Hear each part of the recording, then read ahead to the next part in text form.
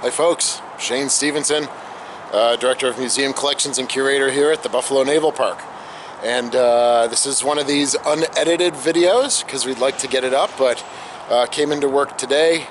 It's a little drizzly, and what I'm seeing is these historically low water levels in the Buffalo River.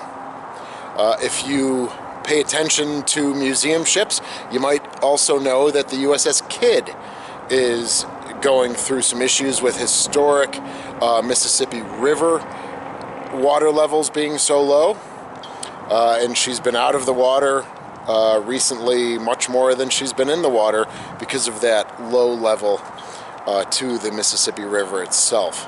So the Buffalo River isn't as mighty as the Mississippi, but so I was going to do something a little crazy, but I decided against it because I'm the only one here today. So what I did was, I'll take a look here. So let's just say that first line right there was where the Buffalo River was for whatever, 10, 15 years, right? And that's why it stained the pier wall here. Then, probably when I started, back in 2018, we're looking at this water line right here is kind of what I remember. Alright. So that light shade right there, that's, boy, I wish I had my geography terms, which I do not. Like, stridations, maybe? You know, when you're looking at different levels of rock, and then it shows different epochs and things like that. And then for, say, this year and last year, we are at that water level where it's kind of wet right now. And then what we're looking at is, obviously, say, this year. And it's probably been at this level for most of this year, I would say. You're even being able to see some marine life and marine growth. Alright, so what I did was, I got out a handy dandy measuring tape. I was actually going to crawl right down there on that ladder and measure it, but I said, nah, if I'm the only one here. So I'm going to try and zoom in. Again, this is an unedited video. I don't know if I'll be able to get a close-up. Shoot. Maybe. So, let's see. So if the water line starts right about there, I dropped it right in, so it might be an inch or so underwater, maybe. 2 inches. But if I go up, there's 1 foot, 2 foot, 3 foot,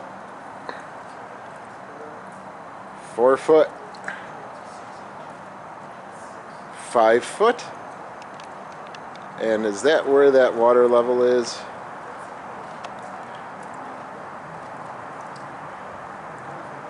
Yeah, so we're looking right about there. Wow, interesting. Well, right at the 4 foot level. Yeah. So what we're seeing, how are you? What we're seeing is the difference from, you know, for 10 or 15 years, whatever, it was up to that level. Now it's down there. That is a difference of 4 feet based on, look at that, it almost lines up perfectly. So we know for the Sullivans, at any given moment, if she's floating, there is about a 4 foot space between, or 4 foot, 4 foot gap between the keel and the riverbed. You can see all of her mooring lines are pretty slack. So if that water level is 4 feet difference, 4 foot difference here, I would say she's very darn near sitting at the sitting on the bottom of the Buffalo River. We talked to Bidco, the salvage company that we work with, and they believe that the croaker is also sitting on the bottom, all right, which causes problems because the riverbed is not smooth. There are boulders down there. It's not sand and shell. It is rocky and boulderous, if that's the word. So these are real concerns, and you can see it again with the USS Kidd, that she is not permanently out of water, but I mean she may have been out of water now for a month. And the USS Kidd did a drone video, and I'm going to include that in the description down below so you can watch that. So they have different issues. We all have the same issue, but it's almost a little different because now she's resting on blocks and a cradle, and being out of water, losing that buoyancy. What does that do to the framing and to the strakes for the USS Kidd? The rudder is in the mud. The props are in the mud. So what is that doing to the ship? And just exposing the hull and the shell to the elements when it would normally be sitting in the Mississippi River. To take a look at the Little Rock, right? You can see there's a lot of exposure there. My imaginings would be that line right there would be where the water was this year, say. All right. And then you have the more, let me zoom out just a little bit. There we go. Then you have obviously where she's probably sat for a long time with the scum line right there. With all the leftover marine growth and things. And then down below with the darker areas, that's probably where she was in the past year or two, or obviously this season as well. Now we can know that the USS Little Rock is usually always sitting in the river. It just is not 27 feet down at that area of the Buffalo River, down here. So she probably is 2 to 3 feet in the riverbed. So the USS the Sullivans is probably darn near sitting in the riverbed, and she doesn't seem to be moving very much, and the croaker more than likely is sitting in the riverbed. So when you have rocks and stones and you get some movement, what you're doing, obviously you're getting rubbing, and the rubbing then over time wears out the hull and the garboards and the strakes and things like that. So time to get the tape measure. All right, and thanks all for watching, and again, I'll put the link to the Kidd in there. You can check out that drone footage. It's pretty startling.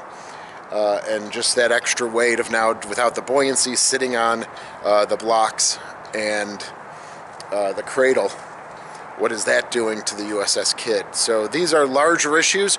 Water, obviously that gets tied in with the environment, but this will be something that we discuss moving forward as the best way of getting these ships here at the Buffalo Naval Park preserved, and do we have to address the water level and that it goes up and goes down. I'm also going to be including again that high winds versus U.S. Navy ships, so you can see what we deal with, the drastic measures that we deal with.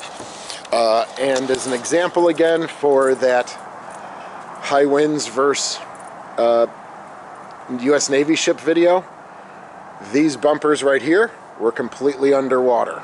All right, they were just peeking out a little bit, and there was water. I walked down here. If you watch that video, I walked this far to the croaker, and there is water coming onto the promenade right there. So very drastic measures on a monthly basis that we see here, especially as we get to the winter. So Croker's probably on the bottom. Sullivan's is darn near. The USS Little Rock is probably usually always sitting there, but it's pretty calm today. But I wanted to show you that the differences here between what the water level used to be and then down to the water level now. And based on the trusty tape measure, it's about 4 feet. Thanks again, and we'll see you soon.